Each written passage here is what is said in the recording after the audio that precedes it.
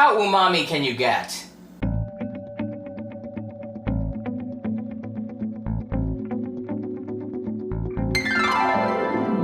And welcome back to Cliffieland. This is weekend country number 84 on our second attempt of cooking the food of every single country in the world. And tonight we're up to the nation of Japan. Japan, an island nation located in East Asia along the North Pacific Ocean and the Sea of Japan. It has a long, complex, and fascinating history and an equally intricate cuisine that goes along with that. It features dozens of traditional and regional dishes which have developed over centuries. And traditionally is based on rice with miso soup along with a lot of other dishes. Seafood is very common, often used either grilled or raw in the form of sashimi or sushi, and unlike in Western cuisines, dishes are generally served in discrete compartments or containers, as opposed to one dish or family style where things get mixed together elsewhere. Tonight we're going to be doing 3 individual dishes, and those are Chawanmushi, which is a steamed egg custard, Nikujaga, which is a meat and potato stew, and Sunomono, which is a cucumber salad. Now we did these 3 dishes last time, so let's take a look and see how things went when we did this all 4 years ago.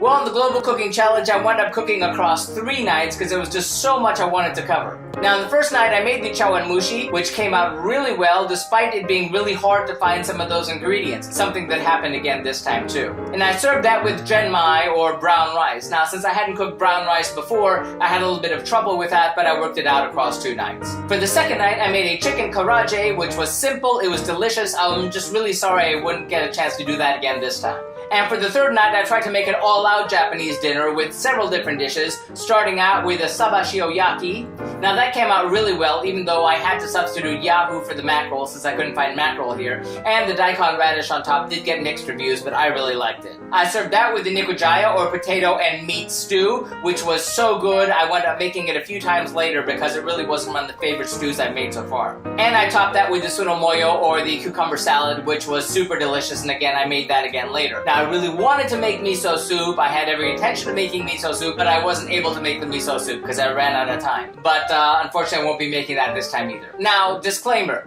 The internet is full of places where Japanese people show you how to make traditional Japanese food, and there are many videos here on YouTube where you can see that. I encourage you to find those if you're looking for the real traditional stuff. I'm just doing my best here trying to cook the food of every single country. Now, before we get into what goes into the dishes, I need to point out that I went on a scavenger hunt trying to find all the ingredients for tonight's dishes. It was difficult last time, it was even more difficult this time. I was able to find the usukuchi soy sauce, which is thin soy sauce, which is actually higher in sodium, but I was able to find that this time, so yay. The kamuboko for the chawanmushi I was able to find, despite again getting into an argument with my local Vietnamese market who swore they didn't have it. But this time I was not able to find those ginkgo seeds anywhere. Not raw, not canned, not anything, so unfortunately I had to substitute blanched almonds for that. And again, the Japanese parsley proved evasive again. There's just certain things you can't find here in South Florida, so far as I've been able to find. But now we have to see what actually goes into the dishes we made. First, for our nikujaga, or meat and potato stew, we'll need 10 snow peas cooked in boiling water for 1 minute and cut into 2 or 3 diagonal pieces, 4 to 5 potatoes cut into 4 to 8 pieces apiece, 2 onions peeled and cut into 8 pieces, 1 carrot cut into small wedges, 1 teaspoon of oil, a half a pound of beef thinly sliced into 2-inch thin pieces, 1 cup of water, 4 tablespoons of sugar, half a teaspoon of salt, 4 tablespoons of soy sauce, 2 tablespoons of sake, and 2 tablespoons of mirin. And then for our chawanmushi, we'll need, for the egg mixture, 1 large egg, 170 milliliters of water, or 0.719 cups, half a teaspoon of granulated bonito dashi, or you can use dashi flakes and grind them, half a teaspoon of sake, half a teaspoon of usukuchi soy sauce, a quarter teaspoon of salt, and then for the fillings, 50 grams or 1.7 ounces of chicken cut into bite-sized pieces, 2 shrimp, cleaned, peeled, and deveined, 2 shiitake mushrooms, cleaned, stems removed and cut in half, 4 1/4-inch slices of kamuboko, 4 ginan or ginkgo seeds. Unfortunately, since we couldn't find those, we are substituting blanched almonds here, mitsuba or Japanese wild parsley cut into 1-inch pieces.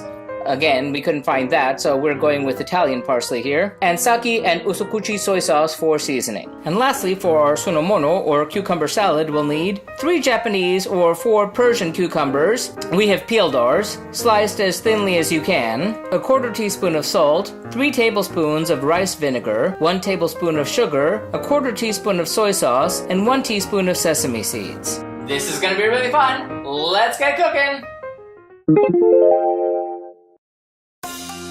In a large pot, heat the oil at medium-high temperature and sear the beef on all sides. Add the potatoes, onions, and carrot and cook for 1 minute. Add water, cover and cook at medium heat for 20 minutes or until the potatoes are tender. Uncover and season with sugar, soy sauce, mirin, sake, and salt. Stir, cover, and cook for 15 minutes longer. Remove from heat and let it sit for 30 minutes.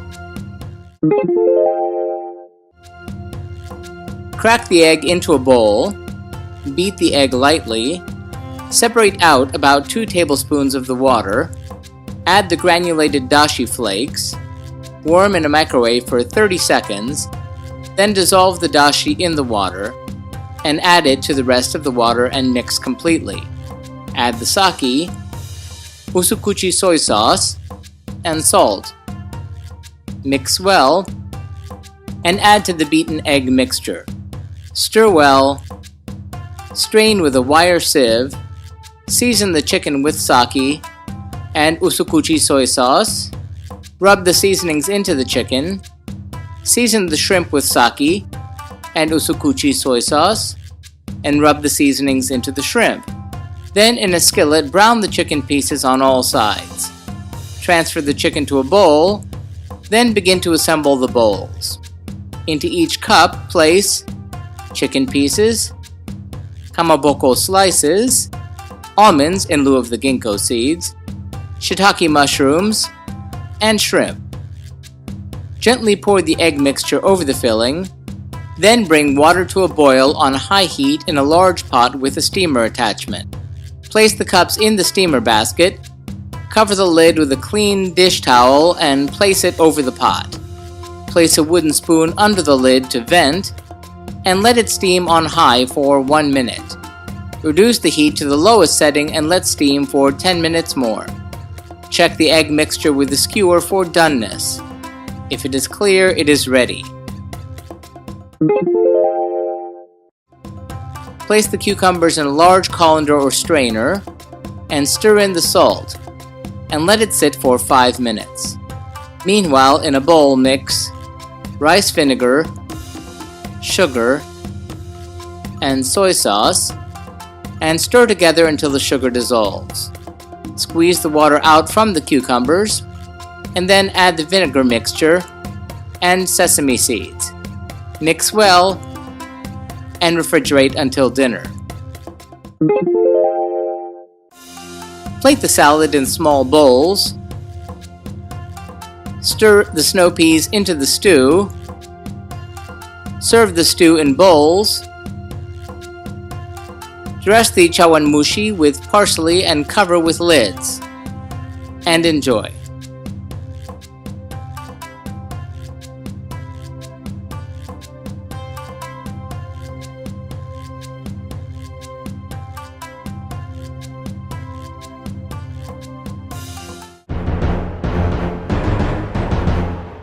How'd that all go? Well, it came out pretty well, starting out with that cucumber salad. It was really simple, it was really delicious, and it was nice and sweet, and that nice bit of hit from the soy sauce was really delicious. Really enjoyed it. Gonna give the cucumber salad 5 out of 5 globes. It was really delicious. I would definitely make that again for company. Now about the stew. It was, again, really delicious. I enjoyed it so much, and unlike so many stews from other countries, it wasn't really wet. It was very much big pieces of meat and potatoes, which were nicely complemented by the sake and mirin. My only complaint, though, that there didn't seem to be really quite enough meat.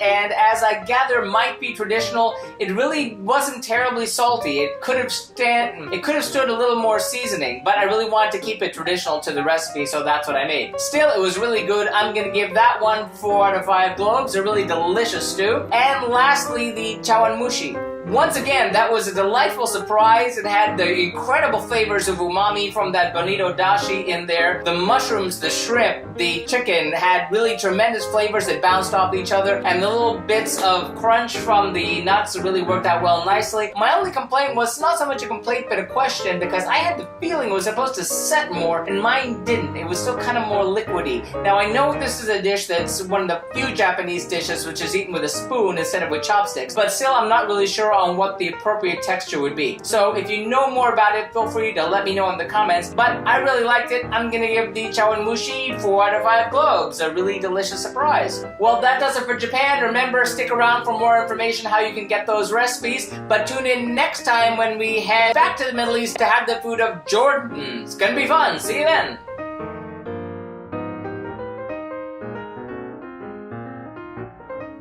And remember, if you'd like to see our streams live when they happen every Tuesday night, be sure to follow us on Periscope or Facebook Live. Like and subscribe to be advised when these videos are posted. Remember, links to the original recipes can always be found in the About section. And if you have any thoughtful feelings or helpful suggestions about the food that we're cooking, let us know in the comments. Thanks for watching and happy eating!